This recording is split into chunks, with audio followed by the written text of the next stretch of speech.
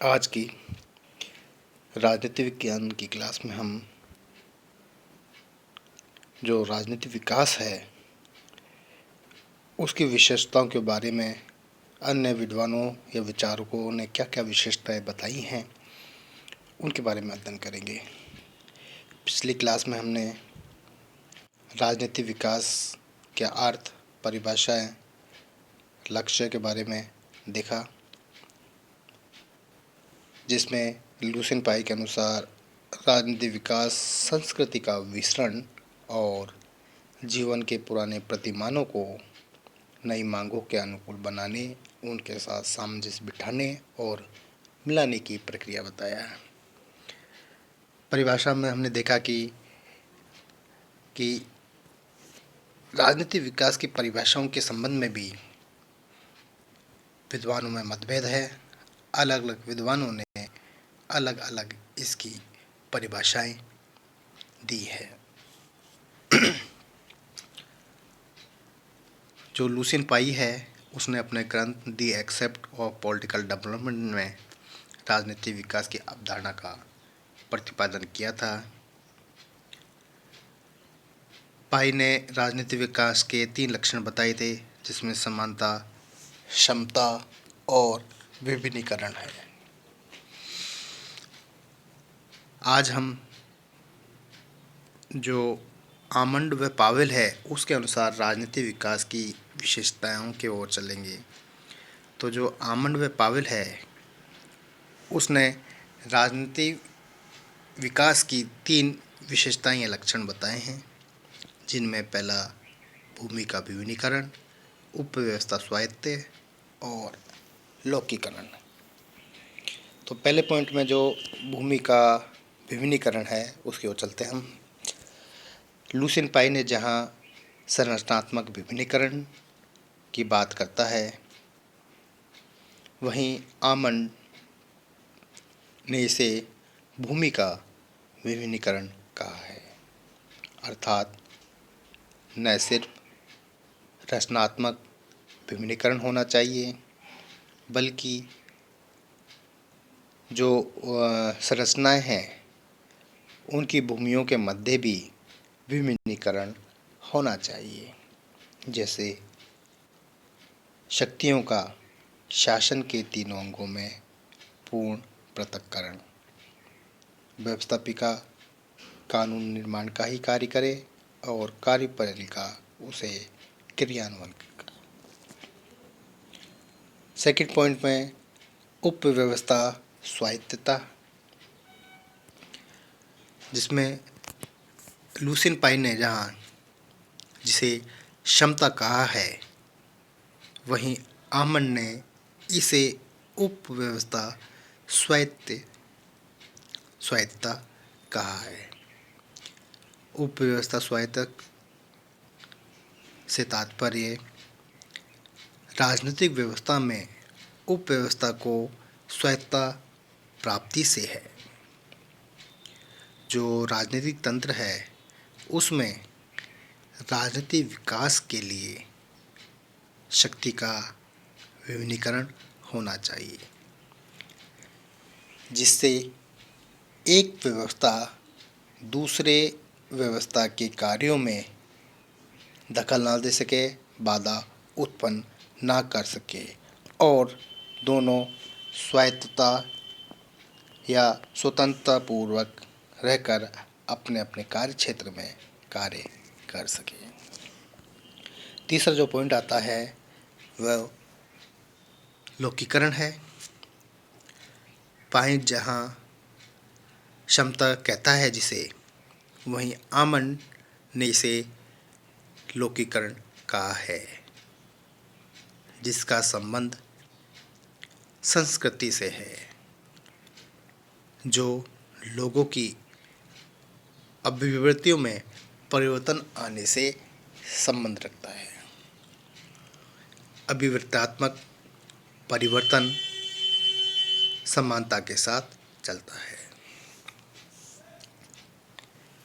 इसके पश्चात हम सरल रूप में राजनीतिक विकास के लक्षणों की ओर देखें तो इसके सरल रूप में 3 लक्षण दिखाई देते हैं, जिनमें समानता के प्रति लोगों का क्या या किस प्रकार का रचनात्मक रवैया है।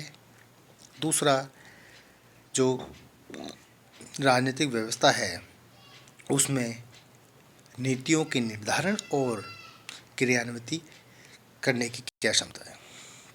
तीसरा, एकता युक्त दायरे में राज कार्यों का विविधीकरण और विशेषीकरण। अब हम जो हंटिंगटन है उसके अनुसार राजनीतिक विकास के क्या चरण हैं, क्या स्तर है और पतन के क्या है। तो जो हंटिंगटन है उसके अनुसार राजनीतिक विकास का अर्थ राजनीतिक संगठन और क्रियाविधियों का संस्थापन है।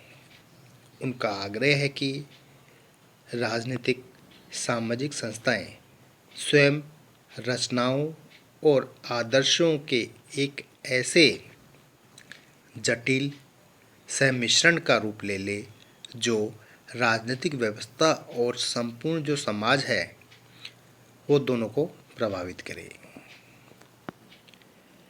इनके अनुसार जो राजनीतिक विकास है उसके 3 चरण या अवस्थाएं या लक्षण हैं, जिनमें पहला सत्ता की बुद्धि संगतता का स्तर है, जिसमें जो अनेक स्थानीय सत्ताएं हैं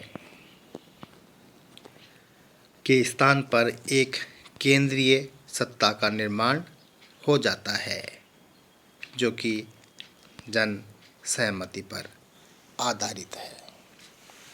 सेकंड पॉइंट, राजनीतिक कार्यों के विभिन्नीकरण में विशिष्टीकरण का स्तर, जिसमें राजनीतिक कार्यों का विभिन्नीकरण और उनके लिए विशिष्ट संरचनाओं का विकास।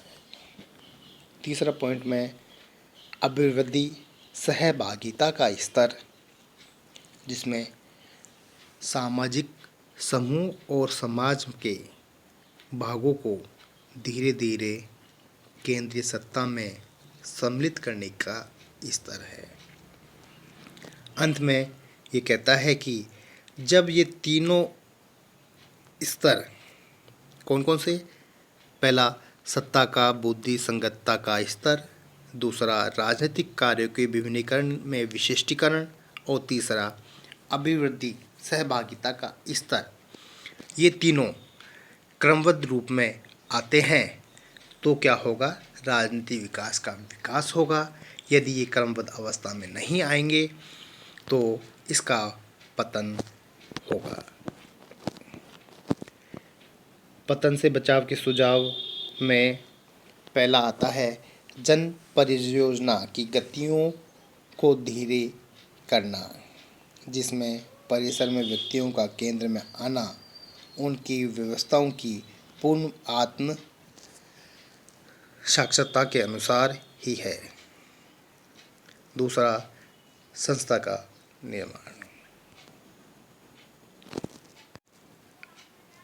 अगला, आमंड के अनुसार जो राजनीतिक विकास का स्तर या अवस्थाएं हैं उसमें यह राजनीतिक विकास के 4 स्तर बताता है, जिनमें पहला राज्य निर्माण का स्तर, दूसरा राष्ट्र निर्माण का स्तर, तीसरा सहभागिता का स्तर और चौथा जो आता है वो है वितरण का स्तर।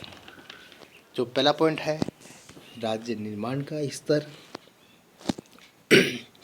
इसमें केंद्रीय सरकार का निर्माण और विभिन्न समूहों का केंद्रीय सत्ता के अधिकार क्षेत्र में एकीकरण होना। सेकंड पॉइंट में राष्ट्र निर्माण का स्तर, जिसमें लोगों का एक ऐसा समूह जिसमें एकता की भावना होती है। तीसरा सहभागिता का स्तर, जिसमें व्यक्तियों एवं समूह का राजनीतिक प्रक्रिया में व्यापक रूप से भागीदारी, जिसमें पद, प्रतिष्ठा इत्यादि आते हैं। चौथा पॉइंट में आता है वितरण का स्तर, जिसमें लाभों का विभिन्न विधियों द्वारा लोगों तक पहुंचाना है। इसके पश्चात हम जो आर्गेन्सी है उसके अनुसार राजनीतिक विकास के क्या स्तर हैं, उसके पश्चात राजनीतिक विकास जो फंड है, विकास फंड की अवधारणा क्या है आदि के बारे में अगली क्लास में हम चर्चा करेंगे।